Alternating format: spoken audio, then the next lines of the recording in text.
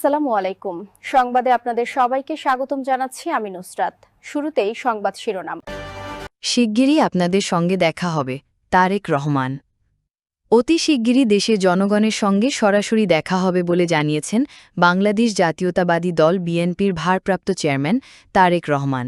রোববার 10ই আগস্ট বিকালে রাজশাহী মহানগর বিএনপির দ্বিবার্ষিক সম্মেলনে লন্ডন থেকে ভার্চুয়ালি যুক্ত হয়ে প্রধান অতিথির বক্তব্যে তিনি এই কথা বলেন। এনসিপি নেতাকর্মীদের আনন্দের বার্তা দিলেন আক্তার হোসেন। দল হিসেবে নিবন্ধনের প্রাথমিক পরীক্ষায় উত্তীর্ণ হয়েছে জাতীয় নাগরিক পার্টি এনসিপি। এ নিয়ে দলের নেতাকর্মীদের আনন্দের বার্তা দিয়েছেন দলটির সদস্য সচিব আক্তার হোসেন। দুই কিশোরকে হাত বেঁধে পেটানোর ভিডিও ভাইরাল। পটুয়াখালীর বাউফলে দোকানঘরে আগুন লাগানোর অভিযোগে দুই কিশোরকে অমানবিক নির্যাতনের ভিডিও ছড়িয়ে পড়েছে। শনিবার 9 অগস্ট রাত 1:30টার দিকে এই ঘটনা ঘটে। সরকারের কাছ থেকে বড় ধাক্কা খেয়েছি নূর।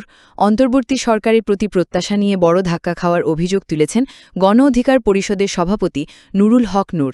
তিনি বলেন, জুলাই গণ অভ্যুত্থানের পর গঠিত অন্তর্বর্তী সরকারের কর্মকাণ্ড এখনও জনগণের প্রত্যাশা পূরণ করতে পারেনি, বরং এর ঘোষণাপত্রে অনেক গতানুগতিক বিষয় অন্তর্ভুক্ত হয়েছে যা আন্দোলনের চেতনা ও প্রেক্ষাপটকে সঠিকভাবে প্রতিফলিত করে না।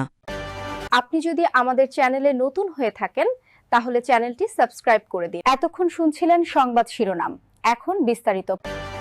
অতি শিগগিরই দেশের জনগণের সঙ্গে সরাসরি দেখা হবে বলে জানিয়েছেন বাংলাদেশ জাতীয়তাবাদী দল বিএনপির ভারপ্রাপ্ত চেয়ারম্যান তারেক রহমান। রোববার 10 আগস্ট বিকালে রাজশাহী মহানগর বিএনপির দ্বিবার্ষিক সম্মেলনে লন্ডন থেকে ভার্চুয়ালি যুক্ত হয়ে প্রধান অতিথির বক্তব্যে তিনি এই কথা বলেন।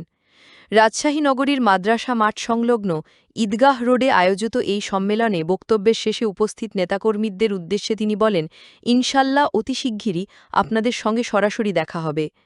রাজশাহীর ঐতিহাসিক মাদ্রাসা ময়দান সংলগ্ন মাঠে সম্মেলন উদ্বোধন করেন বিএনপি চেয়ারপারসনের অন্যতম উপদেষ্টা আব্দুস সালাম। বক্তব্য দেন আরেক উপদেষ্টা মিজানুর রহমান মিনু, দলের বন ও পরিবেশ বিষয়ক সম্পাদক মোহাম্মদ মোসাদ্দেক হোসেন বুলবুল, ত্রাণ ও পুনর্বাসন বিষয়ক সহসম্পাদক শফিকুল হক মিলন, রাজশাহী বিভাগের সাংগঠনিক সম্পাদক শাহিন শওকত প্রমুখ।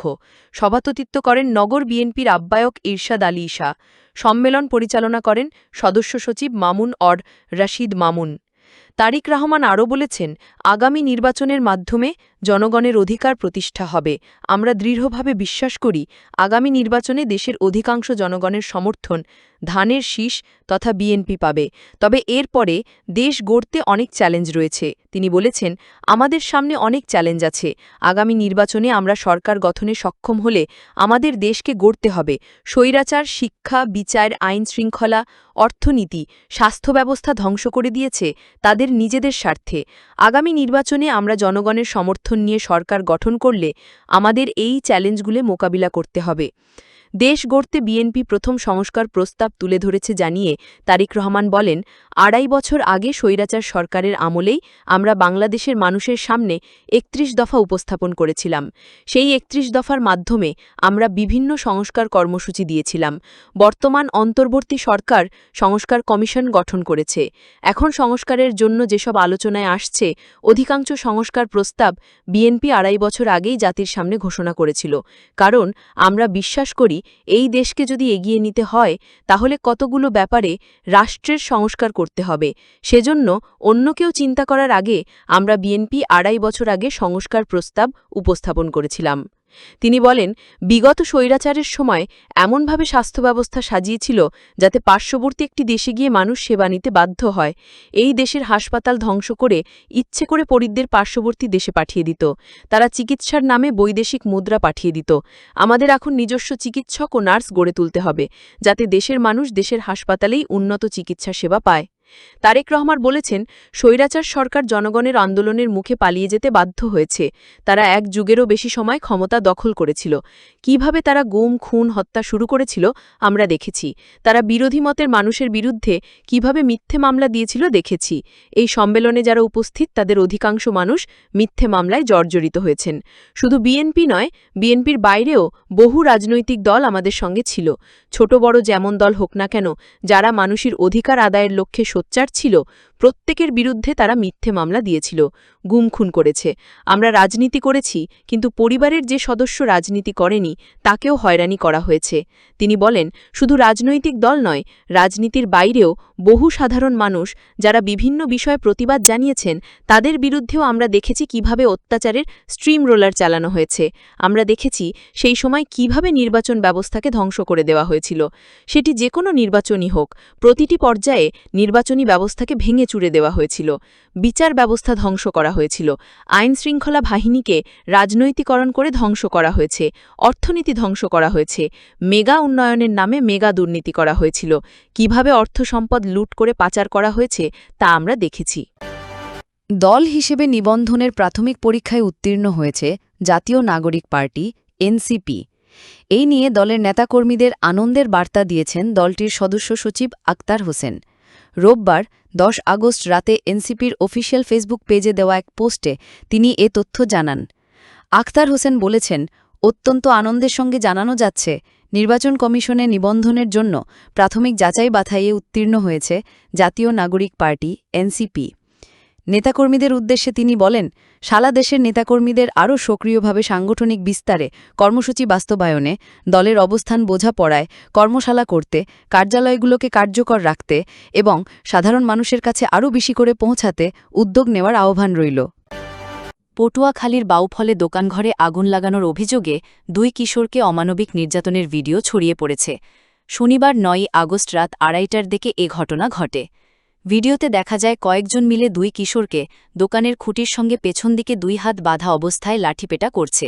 ভিডিওতে অন্যদের, বল কে আগুন দিতে পাঠাইছে, কত টাকা দিছে, 5,000 টাকা দিছে, আগুন লাগলে ইহানে ঘরগুলো থাকতে, কেডা পাঠাইছে, আবার কয় টাকা লইছোস, 5,000, আবার কেরাসিন লইয়াইছোস, লাল জামাটা ক্যার, কেরাসিনের বোতল কই হালাইছোস, এসব কথা জিজ্ঞাসা করতে শোনা যায়। নির্যাতনের এক পর্যায়ে স্বীকারোক্তিও দেয় 2 কিশোর। স্থানীয় কয়েকজন জানায়, উপজেলার বঘিরখাল তুলাতলা এলাকায় শনিবার রাত আনুমানিক 1টার দিকে মাহবুব 45 নামে এক মুদি ও চা বিক্রেতার দোকানের বৈদ্যুতিক মিটার ব্লাস্ট হয়ে আগুন ধরে যায়। এরপর তার চিৎকারে স্থানীয় লোকজন ছুটে এসে আগুন নিয়ন্ত্রণে নেয়। আগুন নিয়ন্ত্রণের পর ক্রমান্বয়ে ছুটে আসা লোকজনও যে যার মতো চলে যায়। এর অনেকক্ষণ পর দোকানদার মাহবুব ও তার লোকজন তুলাতলি খালের বিপরীত দিক থেকে আসা শোলা, কর্পূরকাঠি এলাকার 2 কিশোরকে ধরে নিয়ে দোকানের খুঁটির সঙ্গে বেঁধে রাখে।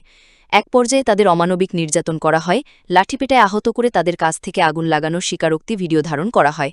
পরে খবর দিলে বাউফল থানার পুলিশের এসআই মোহাম্মদ ইব্রাহিম মোল্লা ঘটনাস্থলে গিয়ে ওই 2 কিশোরকে থানায় নিয়ে যান। স্থানীয়দের কেউ কেউ আবার অভিযোগ করেন, পুলিশ ওই 2 কিশোরকে রাতে ধরে নিয়ে গেল কোনো চিকিৎসা না দিয়ে পুরো একটা দিন এবং পরের রাত 10টা পর্যন্ত তাদের থানায় আটকে রাখে। দোকানি মাহবুব বলেন, দোকানের পেছনের দিকটায় থাকি, বিদ্যুতের মিটার ব্লাস্টের শব্দ শুনে উঠে দেখি আগুন ধরে গেছে। মিটারে কাপড় পেঁচিয়ে কেরোসিন দিয়ে আগুন লাগানো হয়, কেরোসিনের বোতল পড়ে থাকতে দেখি। এর কিছুক্ষণ পরে ওই 2 কিশোর সামনে দিয়ে যাচ্ছিল। এক পর্যায়ে লোকজন তাদের জিজ্ঞাসা করলে তারা আগুন লাগানোর স্বীকারোক্তি করে। পুলিশের কাছেও তারা স্বীকারোক্তি দিয়েছে। নাম প্রকাশে অনিচ্ছুক স্থানীয় এক ব্যবসায়ী বলেন, আনুমানিক রাত 1টার দিকে দোকানদার মাহবুবের চিৎকারে ঘুম ভাঙে। ছুটে গিয়ে মিটারের কাছে আগুন দেখতে পাই, দ্রুতই তা নিয়ন্ত্রণে আসে, এরপর চলে আসি। পরে 2 কিশোরকে নির্যাতনের কথা জেনেছি। বাউফল থানার এসআই মোহাম্মদ ইব্রাহিম মোল্লা জানান, আগুনের ঘটনা এবং অভিযুক্ত 2 কিশোর নির্দোষ কিনা তা এখনই বলা যাচ্ছে না, এখনও তদন্ত চলছে। ভোর 4টার দিকে আমরা ওদের নিয়ে আসি। পরে বাউফল থানার ভারপ্রাপ্ত কর্মকর্তা ওসি মোহাম্মদ আক্তারুজ্জামান সরকার কালবেলাকে বলেন, আগুন লাগানোর সত্যতা পাওয়া যায়নি, কিশোরদের তাদের আত্মীয়ের জিম্মায় ছেড়ে দেওয়া হয়েছে। অন্তর্বর্তী সরকারের প্রতি প্রত্যাশা নিয়ে বড় ধাক্কা খাওয়ার অভিযোগ তুলেছেন গণ অধিকার পরিষদের সভাপতি নুরুল হক নূর। তিনি বলেন, জুলাই গণ অভ্যুত্থানের পর গঠিত অন্তর্বর্তী সরকারের কর্মকাণ্ড এখনও জনগণের প্রত্যাশা পূরণ করতে পারেনি, বরং এর ঘোষণাপত্রে অনেক গতানুগতিক বিষয় অন্তর্ভুক্ত হয়েছে যা আন্দোলনের চেতনা ও প্রেক্ষাপটকে সঠিকভাবে প্রতিফলিত করে না। শুক্রবার 8 আগস্ট দুপুরে জুলাই গণ অভ্যুত্থানের বর্ষপূর্তিতে দ্রুত বিচার সম্পন্ন, মৌলিক সংস্কার ও জাতীয় সংসদ নির্বাচন শীর্ষক আলোচনা সভায় এই মন্তব্য করেন তিনি। অগ্নিসেনা সোশ্যাল ফাউন্ডেশন ও আমাদের নতুন বাংলাদেশ আলোচনা সভার আয়োজন করে। নূর বলেন, যে সিস্টেমের কারণে আওয়ামী লীগের মতো দল তৈরি হয়েছে, শেখ হাসিনার মতো সাইকোপ্যাথ তৈরি হয়েছে, তার প্রতিহত করতে হলে রাষ্ট্র সংস্কার প্রয়োজন। আগে যারা তাদের মতো চালিয়েছে, এখনও যদি কেউ তাদের মতো দেশ চালাতে চায় তা চলবে না। তিনি আরও বলেন, আমরা পরিবর্তন চাই, নিজেদেরও পরিবর্তিত হতে হবে। একজন সাংবাদিককে হত্যা করা হলো, কেউ এগিয়ে আসেনি। চারপাশে অনেক মানুষ ছিল। এই ঘটনাগুলোকে পুঁজি করে কিছু করাটাও ঠিক না। আওয়ামী লীগের পুনর্বাসন নিয়ে গণ অধিকার পরিষদের সভাপতি বলেন, আমরা যদি ভেবে থাকি প্রশাসন ও রাজনীতিতে তাদের পুনর্বাসন করলে তারা আমাদের সহযোগিতা করবে, তা ভুল হবে। আওয়ামী লীগকে নিয়ে রাজনীতি করতে হবে? দেশে তো লোকের অভাব পড়েনি।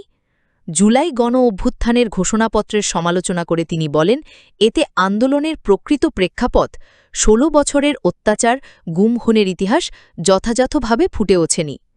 কিছু রাজনৈতিক দলের সুবিধামতো ন্যারেটিভ তৈরি করতে গিয়ে এতে অনেক পুরনো ও সেকেলে বিষয় অন্তর্ভুক্ত হয়েছে। নূরের মতে, বাংলাদেশের রাজনীতিতে নতুন ধারার সূচনা করতে হলে কেবল নির্বাচন নয়, রাষ্ট্রীয় কাঠামো ও বিচার ব্যবস্থার মৌলিক সংস্কার অপরিহার্য। তিনি উপস্থিত রাজনৈতিক কর্মী ও তরুণ প্রজন্মকে সতর্ক করে বলেন, আন্দোলনের চেতনা যেন ক্ষমতার রাজনীতিতে হারিয়ে না যায়, সেটি এখন সবচেয়ে বড় চ্যালেঞ্জ।